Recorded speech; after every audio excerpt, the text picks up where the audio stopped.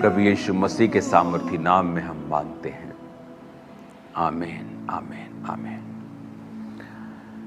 God bless you all church. आज मैं आपसे जब बात कर रहा हूँ तो संडे के दिन 17 मई मैं यूएसए में हूँ। यूएसए में आप जानते हैं बिदर में क्रूसेड के बाद मुझे वापस चर्च में ही आना था, लेकिन आज अमेरिका में रीडेडिकेटेड 250 प्रोग्राम जो national jubilee of prayer, praise and Thanksgiving, एक उत्सव जैसे हम कह रहे हैं, प्रेसिडेंट ट्रंप के द्वारा वन नेशन अंडर गॉड कि हम अमेरिका को प्रभु यीशु मसीह के आगे रीडेडिकेट कर रहे हैं। तो मैं उस प्रोग्राम का हिस्सा हूं और मैं इस समय वॉशिंगटन डीसी में हूं और मैं उस प्रोग्राम में, जब आप इस मीटिंग को देख रहे होंगे तो मैं उस प्रोग्राम में जाने की तैयारी कर रहा हूं। ये प्रोग्राम अमेरिका की सरकार के द्वारा, प्रेसिडेंट डोनाल्ड ट्रंप के द्वारा रखा गया है, जहां पर अमेरिका के सभी जो प्रचारक हैं, बड़े प्रचारक हैं, जो दुनिया के one of the biggest evangelist जिन्होंने पाप के अगेंस्ट में प्रीच किया, बिली ग्राम, उनके जो खुद अभी खुदा के पास हैं, और उनके बेटे जो हैं इवेंजलिस्ट फ्रैंकलिन ग्राहम जी, वो वहाँ पे होंगे, और भी बहुत सारे प्रचारक वहाँ पे होंगे। तो अपोस्टल माल्डोनाल्डो वहाँ पे होंगे, पास्टर पॉला वाइट वहाँ पे होंगे। तो उन इनविटेशंस के साथ मैं वहाँ पे हूँ और मैं आपके लिए यहाँ से भी प्रार्थना कर रहा हूँ। तो ये प्रोग्राम बड़ा इम्पॉर्टेंट था, नहीं तो आप जानते हैं कि क्रूसेड के बाद जो लोकल इंडिया के क्रूसेड्स होते हैं, मैं वापस चर्च में ही होता हूँ। तो अभी मुझे क्रूसेड के बाद फ़्लाइट पकड़कर सीधा यहाँ पर आना पड़ा और अब मैं यहाँ से टोरंटो क्रूसेड के लिए चला जाऊँगा। ये प्रोग्राम अमेरिका को रीडेडिकेट करना, national jubilee of prayer, praise and worship and Thanksgiving और वन नेशन अंडर गॉड, कि एक पूरे देश को रिकॉग्नाइज करना और उसको रीडेडिकेट करना कि ये गॉड हमारा अगुआ है, हमारा चरवाहा है, हम उसके बच्चे हैं। और ये प्रोग्राम परमेश्वर की बड़ी ब्लेसिंग्स को अमेरिका के ऊपर लेके आएगा, क्योंकि जब जब भी आपने परमेश्वर को पब्लिकली स्वीकार किया है, परमेश्वर ने फिर पब्लिकली ही उसका जवाब दिया है। जब जब आप परमेश्वर को ऊंचा करते हैं पब्लिकली, परमेश्वर भी आपको पब्लिकली ऊंचा करते हैं। मेरा अगर लाइफ आप देखेंगे परमेश्वर में, मेरी लाइफ का ये सिद्धांत था, चाहे मैं एक दिन पुराना मसीही हूं, चाहे मैं आज 22 साल पुराना मसीही हूं, मैंने हमेशा परमेश्वर को पब्लिकली महिमा दी है। जब आप अपनी लाइफ की कोई टेस्टिमनी देते हैं, इसका मतलब ये नहीं होता कि आप 100% दुखों से फ्री हैं। उस समय जब मैं नशों की गवाहियों को देता था तो उस समय मैं बीमार भी था, लेकिन नशों से तो आज़ाद प्रभु ने किया था, ये सच्चाई थी। आप झूठी गवाही नहीं दे सकते। तो मैं गवाही देता कि परमेश्वर ने मुझे नशों से आज़ाद किया और उसको पब्लिकली मैंने ग्लोरीफाई किया। और परमेश्वर ने उन बीमारियों से भी मुझे आज़ाद किया। डिप्रेशन से आज़ाद किया 2005 में, जो कि मसीह में आने के बाद उल्टा बढ़ गया था। लेकिन मैंने खुदा के नाम को पब्लिकली ग्लोरीफाई किया है। It's a secret. जब आप खुदा के नाम को पब्लिकली क्लेम करते हैं, देन गॉड ये सोचता है कि इट्स नाउ माई रिस्पॉन्सिबिलिटी, ये मेरा अब रिस्पॉन्सिबिलिटी है कि इसको मुझे प्रोटेक्ट करना है और इसको ऊंचा करना है। आज जब लोग घबराते हैं अलग अलग तरह की घबराहट से, नियमों से, सरकारों से, तो मैं उनको बताना चाहता हूं कि हमारा खुदा तो वो खुदा है जो दानियल के समय, राजाओं के समय, जिनको किसी लॉ से बंधा हुआ नहीं थे, वो किसी संविधान से बंधे हुए नहीं थे, वो उनके समयों में परमेश्वर अपने लोगों को बचाता था, बल्कि ऊंचा करता था, शेरों के मुंह से बचा लेता था, मास मर्डर्स से बचा लेता था दानियल के समयों में और बाकी भी समयों में, एस्तर के समय में। तो अब परमेश्वर क्यों नहीं बचाएगा? उसने शद्रक, मेशक, अबेदनगो को बचाया। अगर वो उनका मर्डर होता शायद और भी मास लोगों को और ढूंढते।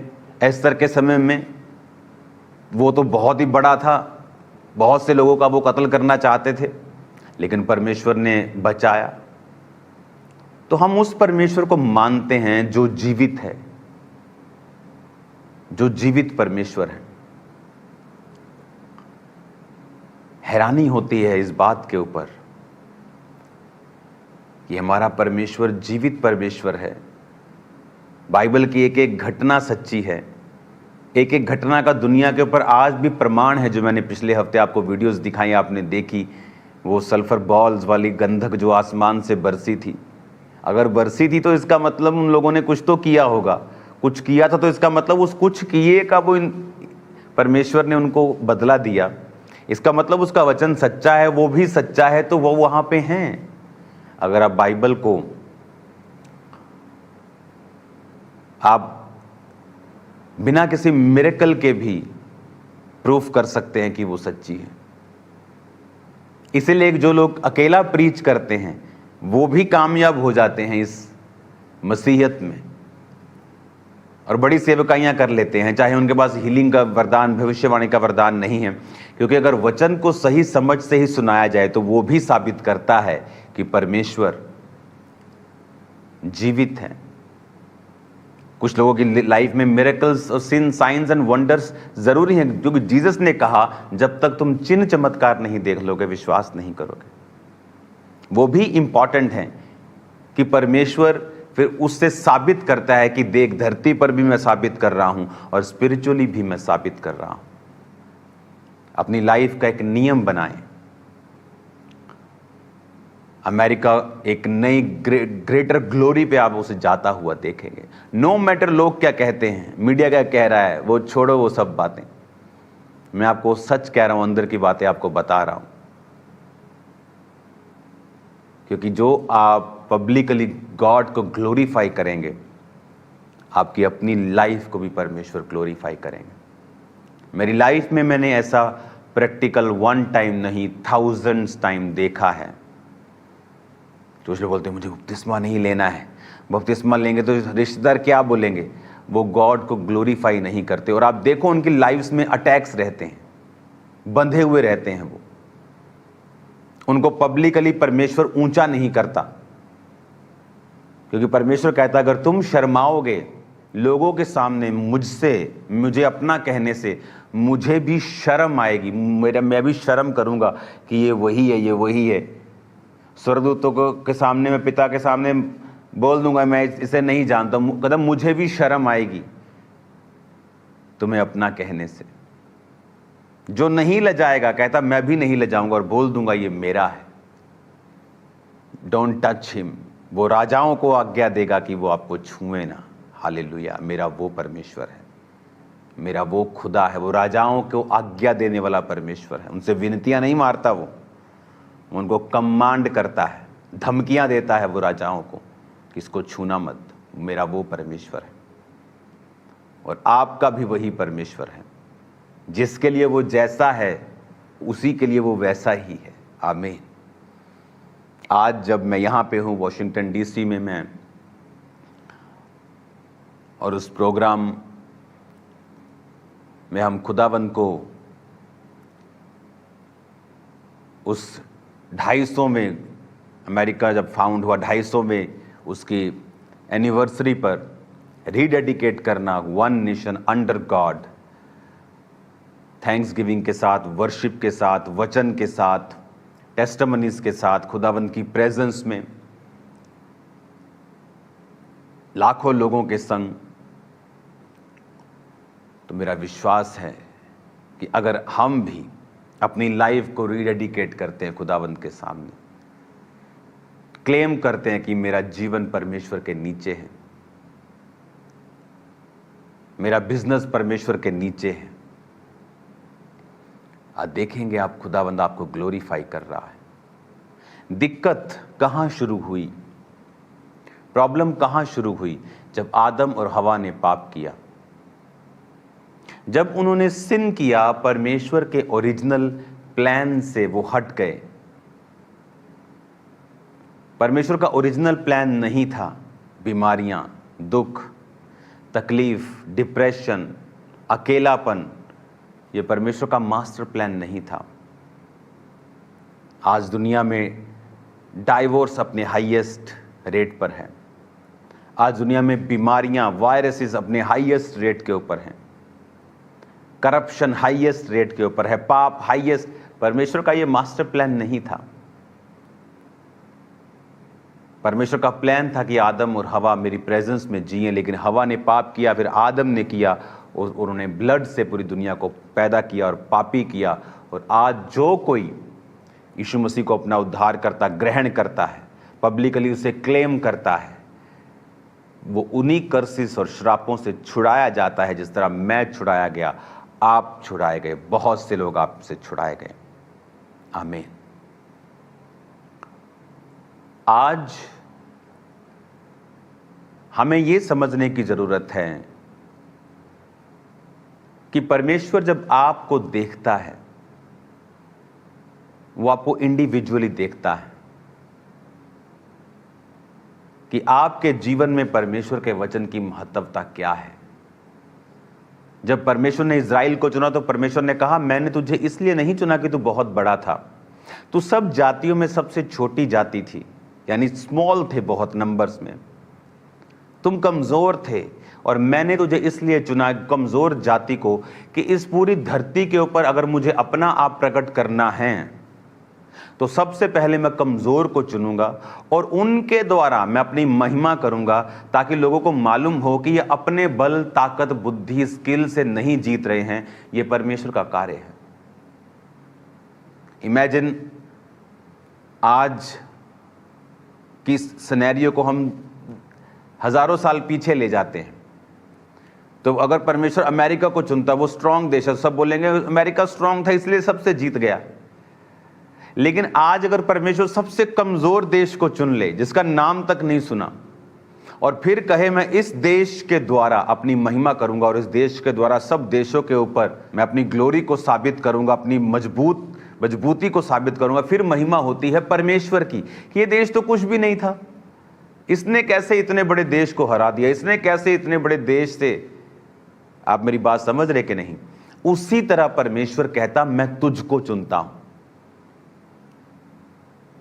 क्यों परमेश्वर ने इज़राइल को चुना? कहता तुम छोटे थे, तुम थोड़े थे। फिर बाइबल कहती उन्होंने ए के राजा को, ओग के राजा को, बड़े बड़े राजाओं को उन्होंने मारा। वो राजा जिनके मतलब आप कह लो कि लोहे के ऊपर मुक्का मारने के बराबर था इनका लड़ना उन राजाओं से। वो इतने पावरफुल थे कि आज कोई छोटू सा देश कहे कि मुझे चाइना से लड़ना है तो सब हंसेंगे उसके ऊपर, मुझे अमेरिका से सब हंसेंगे उसके ऊपर। ये वो बात थी कि ये लोग जो अभी अभी मिस्र से निकले हैं, ये लेबर क्लास सभी लोग जब मिस्र से निकले हैं, लेबर करते थे, वहां ईंटें बनाते थे, ये कैसे राजाओं को मार रहे हैं? क्योंकि ये खुदा ने कहा मैं कमजोर को चुन के अपना आप उसके द्वारा प्रकट करूंगा कि जो अपने आप को मजबूत समझते हैं वो भी शर्मिंदा हो जाएंगे कि भाई साहब ये क्या हो रहा है।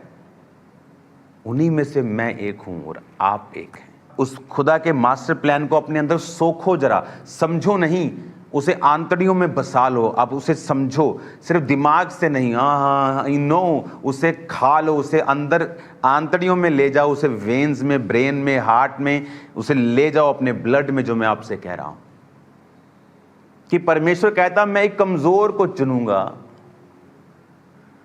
अपने आप को उस पर प्रकट करूंगा, उसे मजबूत करूंगा और उसे इतना ब्लेस करूंगा कि उसके आसपास के मजबूत लोग भी उसके सामने पिद्दू नजर आएंगे। ये मास्टर प्लान है खुदा का। आज भी ये इज़राइल, वो आप इस बात को समझो, जो इज़राइल के समय में होता था, पुराने समय में, दैट बाइबल सेज कि वो एक प्रतिबिंब था, यानी it was not God's master idea. वो मास्टर आइडिया जो जीसस क्राइस्ट के बाद शुरू हुआ, उसका एक प्रतिबिंब था, उसकी एक जस्ट आप लगा लो कि उसका एक, जैसे हम बड़ा घर तैयार करते हैं ना, तो उसका एक हम छोटा सा, जैसे कॉलोनियां बनती हैं तो वो पूरे उसको वीडियो पे दिखाते हैं, फिर उसका ऐसे छोटा सा मास्टर प्लान भी छोटे छोटे घरों के साथ तैयार करते हैं। पुराना नियम वो है। अब मास्टर प्लान का समय है कि जीसस ने कहा मैंने तुझे चुना। अब मैं वचन को पढ़ूंगा।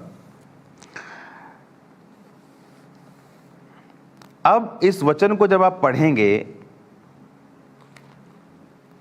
पहला कुरिन्थियों 1 उसकी 26, हे भाइयों, अपने बुलाए जाने को तो सोचो, ना शरीर के अनुसार बहुत ज्ञानवान, ना बहुत सामर्थी, ना बहुत कुलीन बुलाए गए, परंतु परमेश्वर ने जगत के मूर्खों को चुन लिया कि ज्ञानवानों को लज्जित करे, और परमेश्वर ने जगत के निर्बलों को चुन लिया कि बलवानों को लज्जित करें। और परमेश्वर ने जगत के नीचों को, तुच्छों को, वरन जो है भी नहीं है उनको चुन लिया कि जो हैं उन्हें व्यर्थ ठहराएं, ताकि कोई प्राणी परमेश्वर के सामने घमंड न करने पाए। क्या घमंड? कि मैं बढ़िया था। इमेजिन करो, मुझे प्रीचिंग गिफ्ट देने से पहले परमेश्वर ने डिप्रेशन में वो मुझे लेके गया, जहाँ कलीसिया के सामने, कलीसिया भी बड़ी नहीं, 27-28 लोगों के सामने ऐसे करके मैं बैठ नहीं सकता था, नीचे मुँह करके मुझसे तालियां बज पाती थी। अगर मैं प्रीच कर रहा हूं तो आज मैं ये नहीं कहता मैं बड़ा समझदार था, मैं बड़ा कंप्यूटर इंजीनियर था, प्रभु ने मुझे इसलिए चुन लिया। मैं कहता हूं मैं पागल, तो क्योंकि उस समय मेरी कंडीशन नॉर्मल से 250 गुना नीचे थी। तो आज मैं ये कह सकता हूं, ताकि कोई प्राणी अपने आप पर घमंड ना करने पाए, वो प्रभु पे घमंड करे, ताकि कोई प्राणी, लिखा, परमेश्वर के सामने घमंड ना करने पाए। तो वो समय जब इज़राइल को परमेश्वर अपने लोगों को चुनता था, वो समय आज बड़े रूप में हो चुका है कि परमेश्वर ने निर्बल जातियों को चुना है, कमजोर जातियों को चुना है, तुच्छ जातियों को, नीची लोगों को चुना है। क्यों चुना है? ताकि उन्हें वो इतना बड़ा करना चाहता है कि जो अपने आप को बड़ा समझते हैं वो उनके सामने छोटे लगें। That's the master plan. यही परमेश्वर का प्लान है आपके लिए।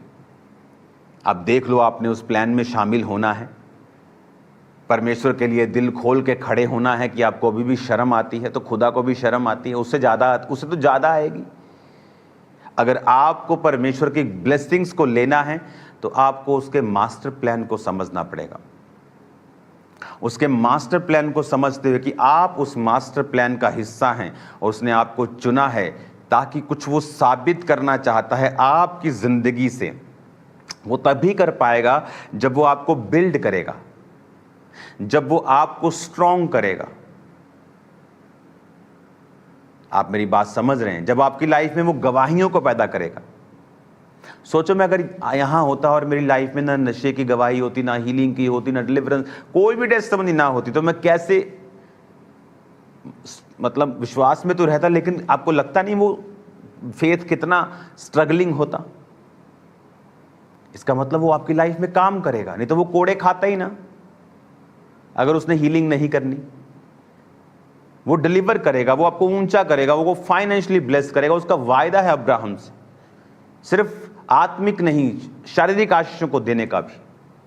अगर उसने आपको नहीं देनी, फिर किसको देनी है? अगर उसने अपने बच्चों को नहीं देनी, फिर किसको देनी है? शैतान के बच्चों को। आपको ये बात समझनी है और परमेश्वर के मास्टर प्लान के नीचे आपको रहना है। और उसका मास्टर प्लान कैसे खत्म होता है? जब एक व्यक्ति पाप में चला जाता है, तब उसका मास्टर प्लान जो है वो खत्म हो जाता है। अब एक वचन को मैं आपको पढ़ के सुनाऊंगा, इज़ीकियल 5 बाब उसकी 14 आयत को। मैं तुझे तेरे चारों ओर की जातियों के बीच सब आने जाने वालों के देखते हुए उजाड़ूंगा और तेरी नाम धराई कराऊंगा। इसलिए जब मैं तुझको कोप, जलजलाहट और रिस वाली घुड़कियों के साथ दंड दूंगा, तब तेरे चारों ओर की जातियों के सामने नाम धराई, ठट्ठा और शिक्षा और विस्मय होगा, क्योंकि मुझ यहोवा ने ये कहा है। ये उस समय होगा जब मैं उन लोगों का नाश करने के लिए तुझ पर महंगी के तीखे तीर चलाकर तेरे बीच में महंगी बढ़ाऊंगा और तुम्हारे अन्न रूपी आधार को दूर करूंगा। महंगी और दुष्ट जंतु तुम्हारे बीच में मैं भेजूंगा, जो तुम्हें निसंतान करेंगे, और मरी और खून तुम्हारे बीच चलते रहेंगे। मैं तुम पर तलवार चलाऊंगा, मुझे यहोवा ने ये कहा है। अब ये आता है उसका उल्टा, जो मैंने अभी कहा परमेश्वर ने आपको क्यों चुना है। अब ये यहोजकेल जो है ये बंदियों के बीच में है। बंदी क्यों बने इजरायली? पाप के कारण। और जब सब बंदी बने तो उनमें सब पापी तो नहीं थे, उसमें परमेश्वर यहोवा को मानने वाले सही लोग भी थे। तो कबार नदी के तट पर परमेश्वर इस अच्छे यहोवा के मानने वाले को दर्शन देता है और ऐसे बातें बताता है कि ये लोगों ने पाप किया, अब मैं इनको दूसरी जातियों के सामने नीचा करूंगा। आप देख लो, जो मसीही लोग वचन जानते हुए भी पाप करते हैं, उनके घरों में नशे बिकते हैं, वो हर प्रकार के चीज़ों को खा लेते हैं, कहीं भी चले जाते हैं, चर्च भी चले जाते हैं, सब जगहों में जाते। आप उनके घरों में देखना, परमेश्वर उनको नीचा करता है लोगों के सामने, जबकि ये मास्टर प्लान नहीं है। रियल प्लान है कि वो तुझे दूसरों से ऊंचा, बेहतर और कहीं अधिक टॉप पे लेके जाएगा। That's the master plan. अब क्रिश्चियंस दो स्टेट में रहते हैं, या तो बेस्ट या वर्स्ट, बीच में इनका कुछ नहीं आता। कहता तुम डालियां हो और मैं सेब का पेड़ नहीं। आम और सेब का पेड़ क्या अच्छा नहीं है? प्रभु ने नहीं बनाया। चीकू का पेड़ अच्छा नहीं है क्या? संतरे का पेड़ अच्छा नहीं, तो वो क्या उनकी डालियां फल नहीं लाती? क्यों परमेश्वर ने कहा मेरा पिता किसान, मैं दाखलता, तुम मेरी डालियां हो। जो मुझ में फलता है, जो मुझ में फल लेके आता है, मेरा पिता उसे छांटता है कि तो वो और फले। जो मुझ में नहीं फलता, मेरा पिता उसे काट देता है। क्यों दाखलता है? क्यों अंगूरों की बेल ही क्यों बोला? क्योंकि अंगूरों की बेल अगर फल लाए तो सबसे बेस्ट है, फिर उसके जूस हाईएस्ट क्वालिटी के दुनिया में करोड़ों रुपए के बिक जाते हैं। आम का जूस आपने नहीं देखा होगा करोड़ों में बिकता, अंगूरों के जूस आपने देखे होंगे। जरूरी नहीं वो वाइन ही हो, बहुत सारी चीजें हैं जो बिकती हैं, जरूरी नहीं वो नशीली हैं तो बिकती हैं। और परमेश्वर ने कहा लेकिन अगर वो सूख जाए, टहनियां, उनका फर्नीचर नहीं बन सकता। आम का पेड़ सूख गया, चलो बैट बल्ले बना लो, फर्नीचर बना लो, डाइनिंग टेबल बना लो। लेकिन अगर दाखलता, अंगूरों की बेल सूख गई, टहनियां सूख गई, तो उससे कुछ नहीं बनता, वो जलाने के काम आती। तो या तो तुम बेस्ट करोगे, वो तुम्हें सबसे ऊंचा करेगा, तुम्हें लोगों को दिखाएगा, तुम्हें परफेक्ट करेगा, तुम्हारे जीवन में ऐसी आशीष देगा, तुम्हें प्रोटेक्शन देगा, तुम्हारी जिंदगी में आशीषों की बारिश करेगा, तुम्हें इतना बुद्धिमान करेगा कि बुद्धिमानों को वो खुद मूर्ख लगेंगे, तुम्हें इतना हाई लेवल में वो लेके जाएगा। या तो ये प्लान है।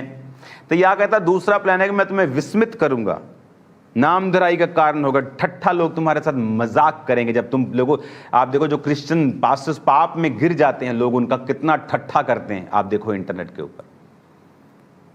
वैसे कोई आपका मजाक उड़ाए बिना पाप के, वो लगता ही नहीं है, आप और ऊंचे हो जाते हैं। उनको शर्मिंदगी फील होती है कि हम तो इसको ये ट्रोल कर रहे थे, हम तो इसको सोच रहे थे कि हम इसके बारे में बोलेंगे, ये तो नीचे जाएगा। देखते यार थोड़े दिन बाद ये तो और ऊंचा जा रहा है, ये तो इतना ऊंचा, तो गर्दन थक जाएगी हमारी ऊंचा देखते थे। लोगों की गर्दन थकने वाली, आपको ऊंचा देखते देखते। इन जीसस नेम, एक समय आएगा आपको दूरबीन से देखना पड़ेगा, वो भी गर्दन ऊंची करके उनको। मैं आपको बता रहा हूं, ये परमेश्वर की बात है आपके लिए। तो या तो परमेश्वर के पास आपके लिए बेस्ट पड़ा है, तो या फिर परमेश्वर के पास आपके लिए वर्स्ट है। दो चीजें ही हैं, या तो स्वर्ग है बेस्ट, या नरक है द वर्स्ट। बीच वाला कोई नहीं है। या तो कहता तुम टॉप पे जाओ, या फिर दूसरों से भी नीचे जाओ, क्योंकि तुम मेरा वचन नहीं सुनकर सुधरे नहीं।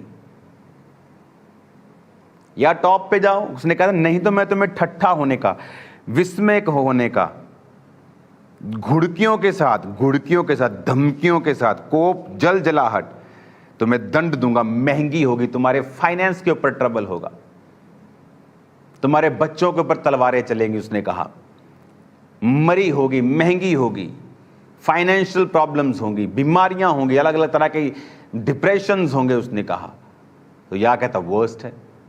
तुम चुनो, कहता तुम्हें क्या चाहिए, बेस्ट चाहिए कि वर्स्ट चाहिए?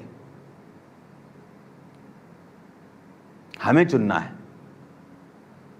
कि हमें क्या चाहिए। परमेश्वर का यह मास्टर प्लान है। कहता महंगी दुष्ट जंतु भेजूंगा, मरी खून तुम्हारे बीच चलते ही रहेंगे, ट्रबल्स ही कहता रहते होंगे। क्यों? भी वचन कहता है। और जब हम वचन को इग्नोर करेंगे, हम अपनी बीमारियों, अपनी मुश्किलों का कारण हम खुद ही रहेंगे। हालेलुया। अब एक वचन को मैं पढ़ूंगा, और यह वचन होगा इब्रानियों की पुस्तक, उसकी 4 आयत में। मैं 1 से पढ़ता हूं ताकि आपको उसका फुल सिनेरियो समझ आए। कहता इसलिए आओ मसीह की शिक्षा की आरंभ की बातों को छोड़कर हम सिद्धता की ओर आगे बढ़ते जाएं, मरे हुए कामों से मन फिराने, परमेश्वर पर विश्वास करने, बपतिस्मा हाथ रखने, मरे हुए में से जी उठने, अंतिम न्याय की शिक्षा रूपी नींव फिर से ना डालें। यदि प्रभु चाहे तो हम यही करेंगे, क्योंकि जिन्होंने एक बार ज्योति पाई है, जो स्वर्गीय वरदान का स्वाद चख चुके हैं और पवित्र आत्मा के भागी हो गए हैं, और परमेश्वर का उत्तम वचन और आने वाले युग की सामर्थ्य का स्वाद चख चुके हैं, यदि वे भटक जाएं तो उन्हें मन फिराव के लिए नया बनाना अनहोना है, क्योंकि वो परमेश्वर के पुत्र को अपने लिए क्रूस पर चढ़ाते हैं और प्रगट में उसके ऊपर कलंक लगाते हैं। जो अभी ध्यान से पढ़ना। अब पौलुस कह रहा है कि हम अब बेसिक शिक्षा को छोड़कर, ले हैंड हीलिंग, वो ये नहीं कह रहे ऐसे बंद कर दो, बल्कि कहता आओ अब हम ग्रो करें। हम समझ गए हैं जीसस क्राइस्ट परमेश्वर है, पर आओ अब हम फ्रूटफुल हों, कैरेक्टर में, चरित्र में, काम करने में। सिर्फ बातें ही ना करें इंटरनेट पे मसीह की हम, कि हम बहुत धर्मी हैं, हमारे जैसा कोई धर्मी नहीं है, बाकी सब पागल ही हैं। कहता काम करके दिखाओ, रूहें बचा के दिखाओ, फ्रूट से, अपने फलों से कार्य करो, उसने कहा। अब कहता 7 आयत में, जो भूमि वर्षा के पानी को जो बार बार उस पर पड़ता है पी पी कर जिन लोगों के लिए वह ज्योति बोई जाती है, उसके काम का साग पात उपजाती है, तो वो प्रभु से आशीष पाती है। यदि वो झाड़ी ऊंट कटारे उगाती है तो निकम्मी और श्रापित होने पे है, और उसका अंत जलाया जाना है। अब वो कहता कि जो भूमि जब बार बार वर्षा का पानी उस पर पड़ता है, वो साग पात उपजाती है, तो वो आशीषित होने पे है। कहता अगर तुम्हारा जीवन जो बार बार पानी तुम पे पड़ता है, वचन का पानी तुम पे पड़ रहा है अभी भी, आपको क्या लगता है कि मैं आपको वचन दे रहा हूं? प्रभु का आत्मा आपको वचन दे रहा है, वो आपको भी दे रहा है और मुझसे भी वो बात कर रहा है। मैं, ये वचन मेरे लिए भी है। कहता अगर तुम वचन सुन सुनकर अब साग पात उपजाते हो, लोगों के काम आते हो, तो कहता आशीषित होने पर। लेकिन अगर तुम ऊंट कटारे उगाते हो, कि वचन सुनकर भी व्यभिचारी हो, कि मैंने तो उन्हें प्यार मिला, ऐसे लोग भी हैं, व्यभिचार करते बोलते मुझे प्यार मिला। अभी चर्च में व्यभिचार, लोगों के लाइफ में ऐसे भी हैं, चर्च आते हुए व्यभिचारी भी हैं। इमेजिन करो किस आग के वो वेट कर रहे हैं, किस नर्क के भागी वो होंगे। पौलुस कहता है ऐसे पापों पर तुम उलाहना नहीं देते हो, बल्कि घमंड करते हो कि मुझे तो प्यार मिला। अभी और दोनों अपने अपने घरों में शादीशुदा हैं या अनमैरिड हैं, उसमें से कई लोग, लेकिन दोनों पति पत्नी नहीं हैं। आप कैसे, कहता, परमेश्वर की आशीषों को ले सकते हो? कहता तुम्हारा अंत जलाया जाना है, कि तुम वचन सुनकर भी ऊंट कटारे उगा रहे हो और प्रभु को फल नहीं दे रहे हो। कहता मैं आता हूं फल पाने की इच्छा से, और जब तुम फल नहीं लाते फिर तुम्हारा कुछ बैट बल्ला नहीं बनेगा, तुम सीधा जलाए जाओगे। या तो बेस्ट करोगे या वर्स्ट करोगे, या तो सबसे ऊपर या सबसे नीचे, बीच का कोई स्थान नहीं। या तो स्वर्ग जाओगे।